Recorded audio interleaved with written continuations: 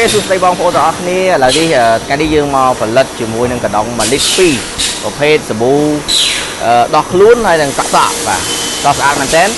ថ្ងៃនេះមកម៉ាស៊ីនរបស់យើងវាយបាន2ម៉ូតតែម្ដងហើយធានាជូនគុណភាពគឺសាច់ជ័រគឺស្វិតល្អមែនតើធន់មែនតើណាបងប្អូនច្រកផលិតផលគឺមានភាពស្តង់ដារតែម្ដងឥឡូវអាចមកមើលបាននេះជាសកម្មភាពផលិតផ្ទាល់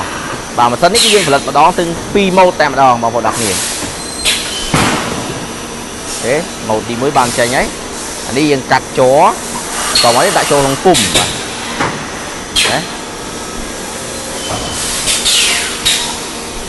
អូតូតែម្ដងតមកវានឹងតាក់ទៅខាងក្រោមនេះ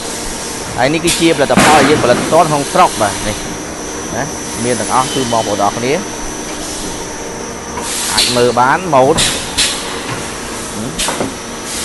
នេះគឺពណ៌លឿងណាសាច់ជ័រគឺម៉ត់រលោងចឹងតែម្ដងអូខេយើងសម្រាប់បងប្អូនដែលចាប់អារម្មណ៍ចង់ផលិតជាមួយនឹងកណ្ដុងតូចធំឯងអាចទំនាក់ទំនងបានតាមលេខទូរស័ព្ទនៅខាងលើនេះបាទ